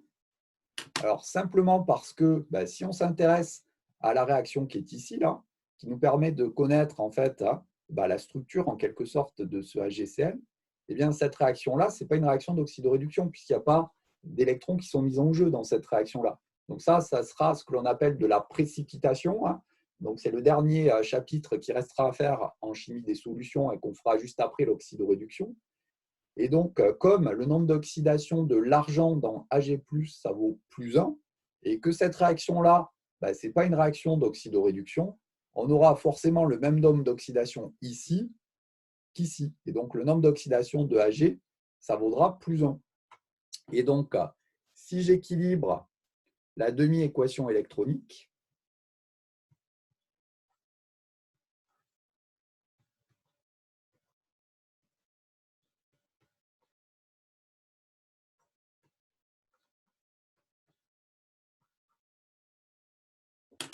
voici comment il faudra donc l'équilibrer. Donc, AgCl plus électron donne Ag plus Cl-. Alors, plusieurs remarques pour équilibrer. Donc, vous remarquez que le nombre d'oxydation de l'argent dans AgCl vaut plus 1 alors qu'il vaut 0 dans l'argent métallique, le réducteur. Donc, forcément, on va avoir un électron qui est échangé. Donc, là, ici, déjà, on a le bon nombre d'électrons. Et après, la question qu'on peut se poser, c'est pourquoi j'ai utilisé Cl- ici dans la demi-équation électronique et pas autre chose. Par exemple, Cl2 ou je ne sais pas trop quoi comme autre espèce à base de chlore. Simplement parce que dans AgCl, si vous regardez, eh bien, quand on a regardé la composition, on a dit que c'était des Ag+ et des Cl-, donc c'est un composé ionique ici. Et donc, le nombre d'oxydation, on a dit de l'argent dans AgCl, eh bien, ça vaut plus 1. Par voie de conséquence, ici, le nombre d'oxydation du chlore vaudra moins 1, aussi bien dans Cl- que dans AgCl. Et donc là, lorsque j'ai équilibré, eh bien, il faut que je garde ici le même nombre d'oxydation pour le chlore que dans AgCl, parce que si j'utilise Cl2 par exemple, eh bien, le nombre d'oxydation du chlore passerait de moins 1 à 0 si on utilisait Cl2, et donc on aurait deux éléments qui verraient le nombre d'oxydation varier simultanément. Et ça, ce n'est pas possible dans une demi-équation électronique.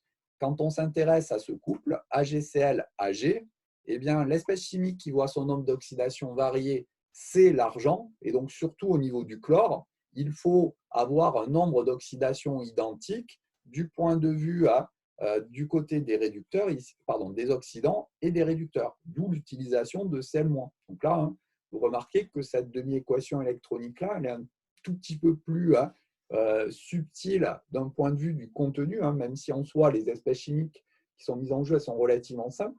mais il y a quand même plusieurs choses qu'il faut avoir en tête, hein, à savoir que AgCl, c'est un composé ionique composé d'ions Ag+ et d'ions Cl-. Donc, le nombre d'oxydation de l'argent dans AgCl vaut +1. Hein. On aura donc un électron qui sera échangé au niveau de la demi-équation électronique, puisqu'on passe de AgCl, où le nombre d'oxydation de l'argent vaut +1, à l'argent métallique, où le nombre d'oxydation vaut 0. Et surtout, hein, il faut équilibrer donc, avec des ions Cl-, puisque dans AgCl, le nombre d'oxydation du chlore vaut -1. Hein, et donc, il faut ici bien avoir donc, une espèce chimique avec le même nombre d'oxydation, hein, simplement parce qu'on a affaire ici à la variation du nombre d'oxydation de l'élément argent. On ne peut pas avoir dans une demi-équation électronique plusieurs nombres d'oxydation qui varient à la fois. Il y a des questions là-dessus? Oui, monsieur. Oui. Quand on a défini le nombre d'oxydation pour les ions, on a dit que c'était la charge algébrique de l'ion. Oui, tout à fait. Mais pour Cr2 ou 7,2-, c'est -2 la charge algébrique. Oui. Alors pourquoi on a dit que NO, ça faisait +6? Alors attention, hein, ce n'est pas ce que j'ai dit. Hein.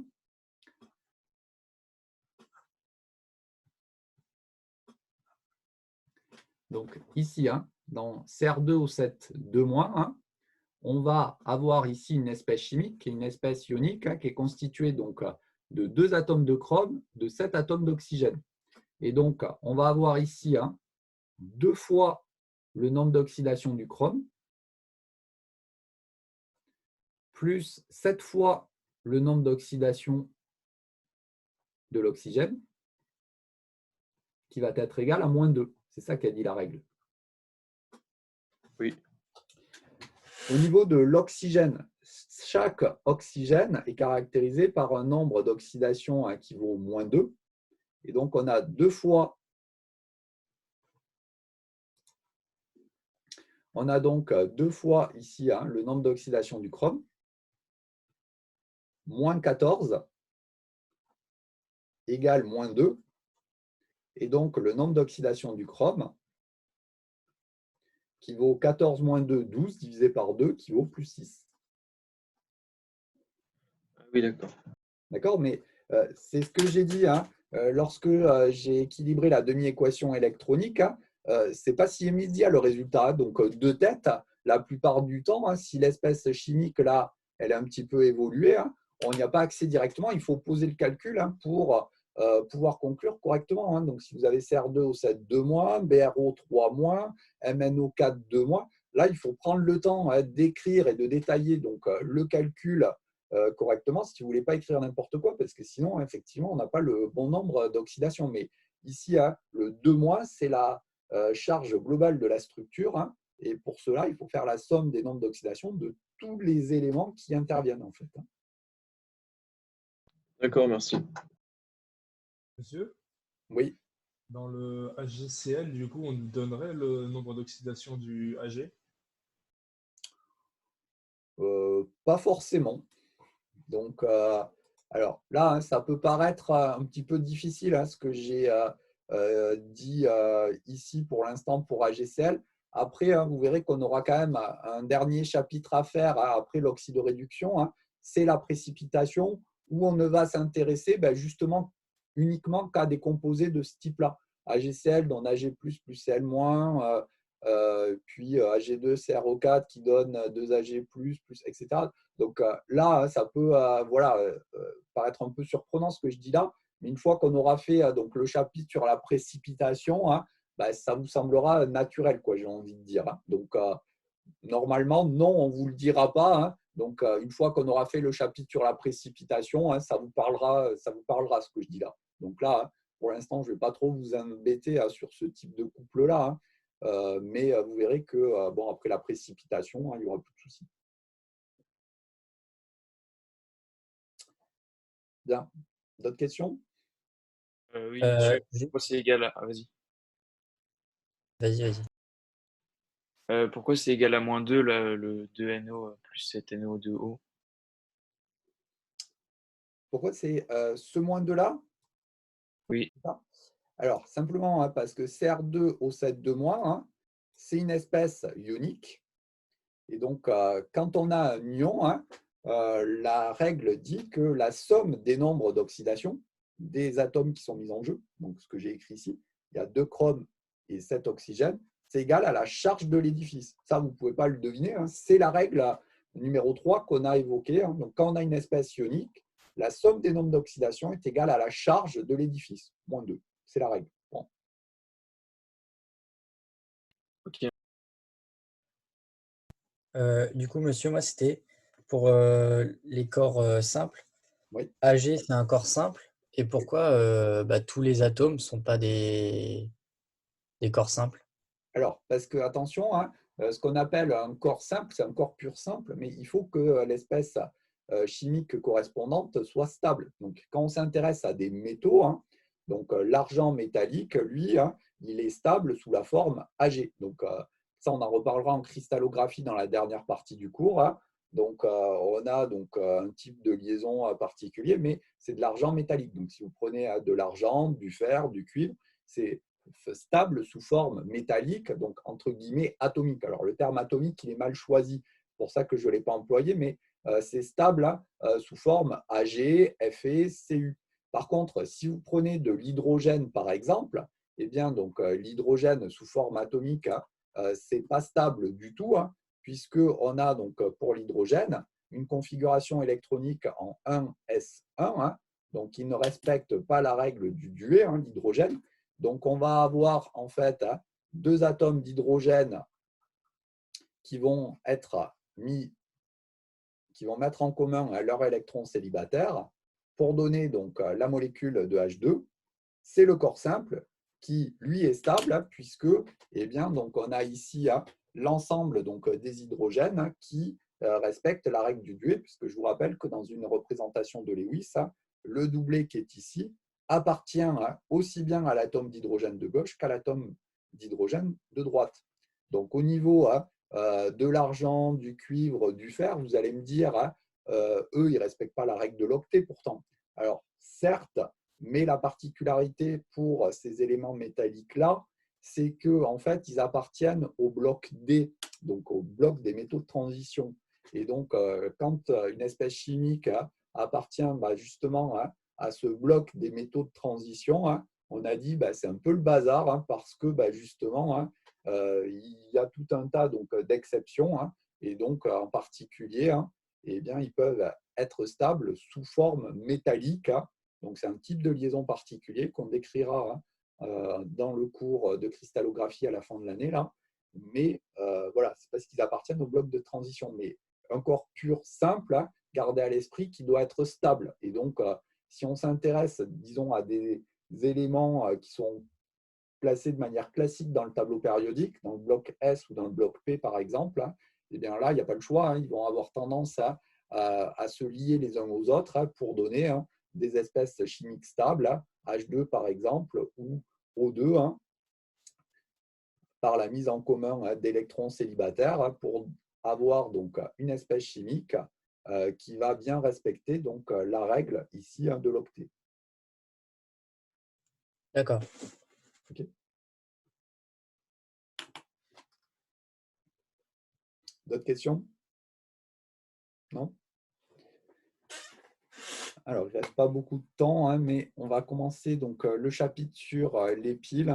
Donc, ce qui est fait, ce sera toujours fait, j'ai envie de dire.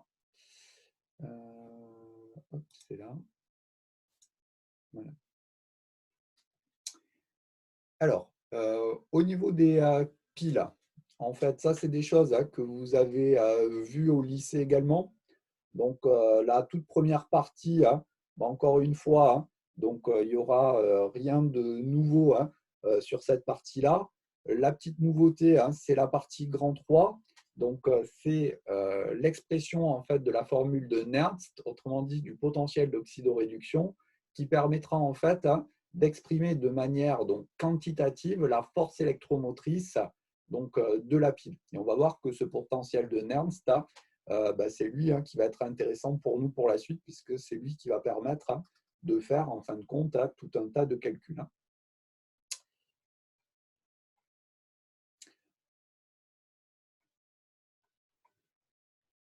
Alors, la pile, disons, la plus classique, la plus pédagogique, celle qu'on aurait donc étudiée en TP, encore une fois, si les circonstances avaient été différentes, puisque sur cette partie chimie des solutions, là, il y avait quand même tout un tas de TP à faire, aussi bien en termes de titrage que de réalisation de piles, de mesures de constante d'équilibre, etc.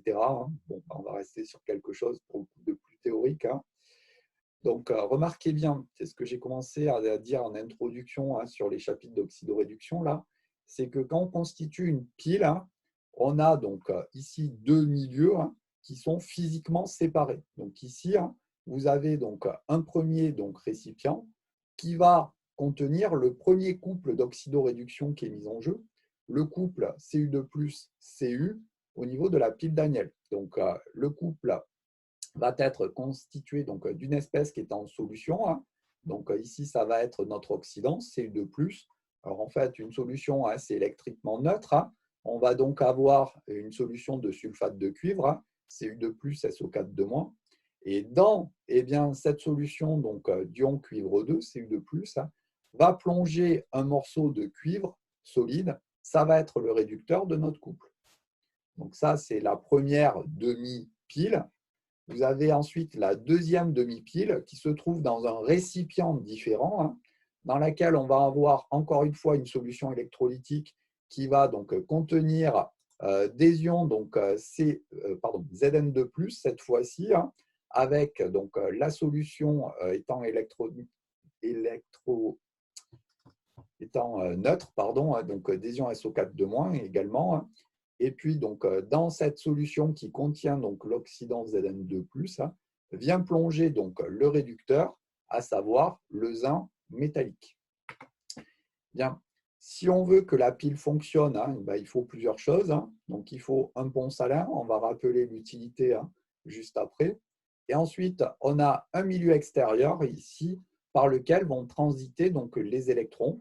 Donc, le milieu extérieur, j'ai fait apparaître ici un récepteur. Donc, ça peut être une résistance, ça peut être une lampe ou n'importe quoi d'autre. Mais en tout cas, s'il n'y a pas de fil ici entre l'électrode de zinc et l'électrode de cuivre, eh bien, il n'y a rien qui se passe. Donc, la pile ne débite pas. Et heureusement, j'ai envie de dire, parce que si vous allez acheter une pile bâton, une pile ronde là, qui possède une force de 1,5 volts, heureusement qu'elle ne débite pas, parce que si elle débitait, même sans être branchée sur rien, au moment où on achète la pile, elle serait déjà usée et donc n'aurait aucune utilité. Donc, tant qu'on ne branche pas la pile sur un dispositif extérieur ici, eh bien, elle ne débite pas.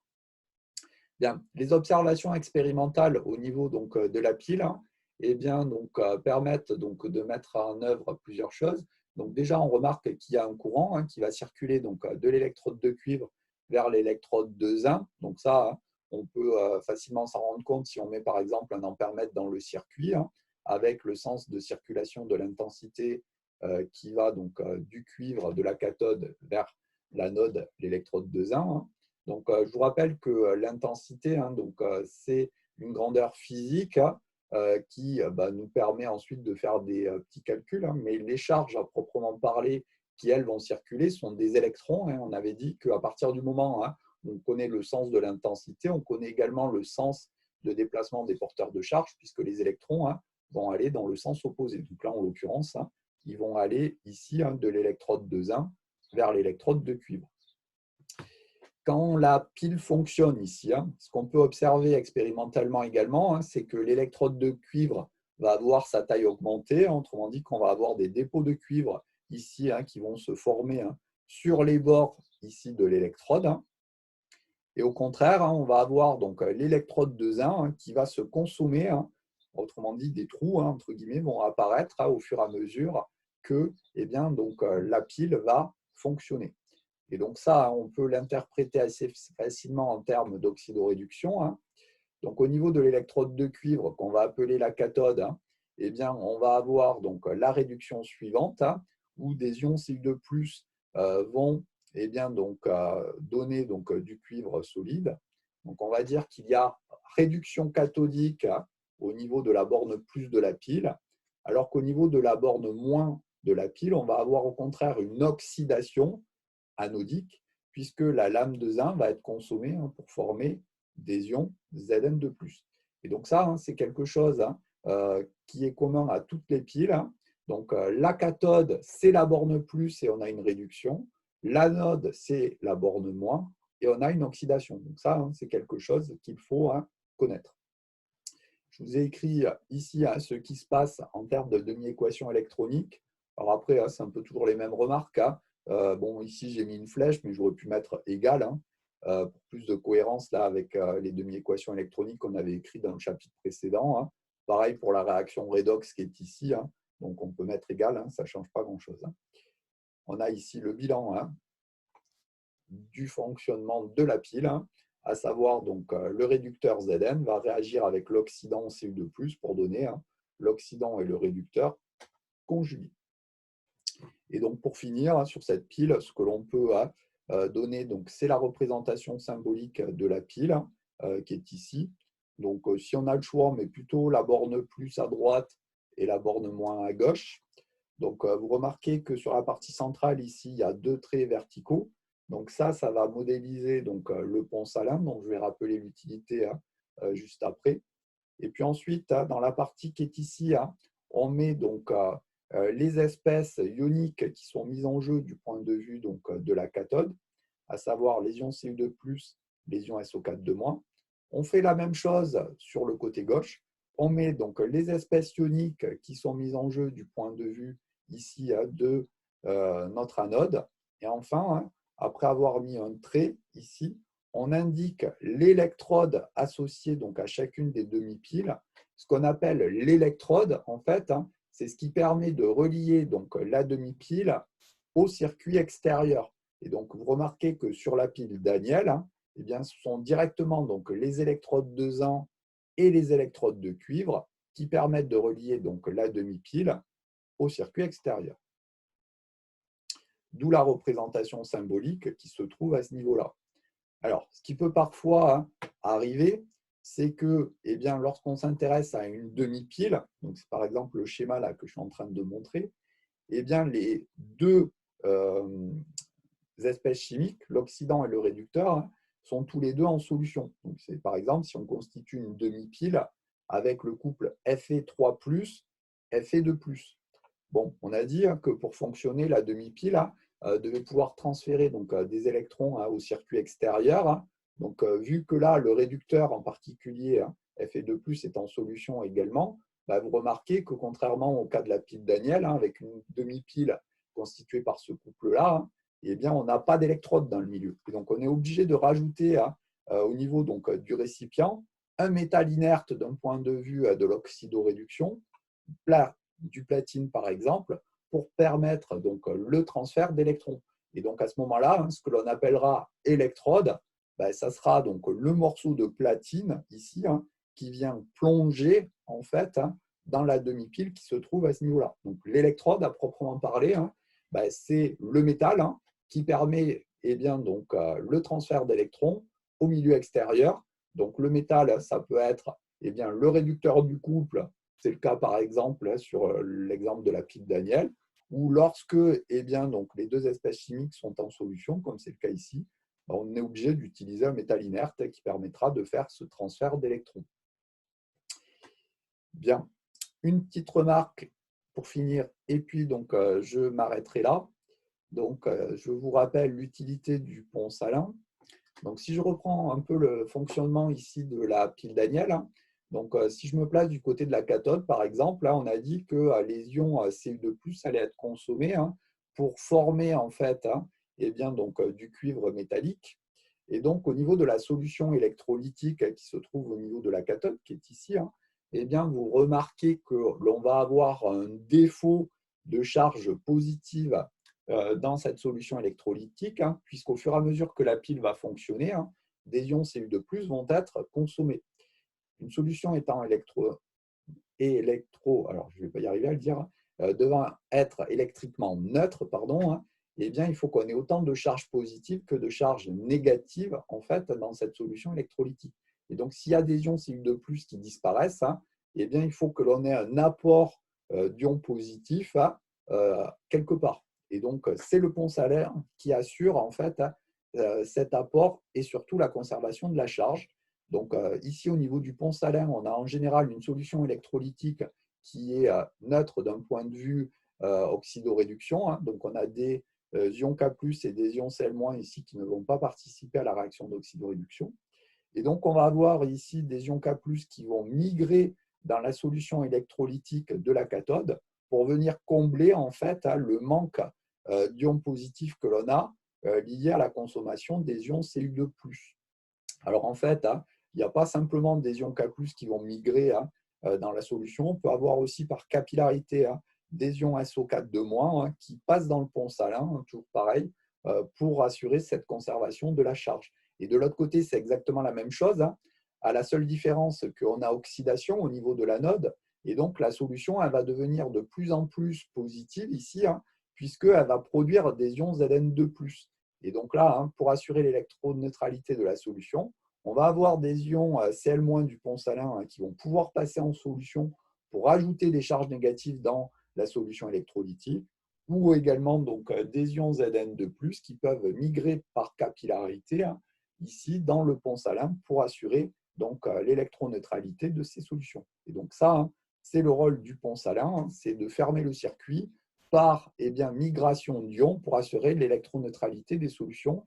Mais attention, et je terminerai là-dessus, donc n'allez pas dire d'une part qu'il y a des électrons qui sont dans la solution, et surtout des électrons dans le pont salin. Ça, ce n'est pas possible, puisque dans le pont salin, il n'y a aucun moyen que les électrons arrivent jusqu'au pont salin, puisque les électrons sont échangés directement entre Zn2+, et Zn, et Cu2+, et Cu, au niveau donc, de la surface ici des électrodes, et ensuite, ces électrons transitent par le circuit extérieur. Mais surtout, n'allez pas dire qu'il y a des électrons dans les solutions électrolytiques, ni dans le pont salin, ce n'est pas le cas, ils ne peuvent pas nager les électrons. C'est souvent une image que l'on donne lorsqu'on fait cette oxydoréduction.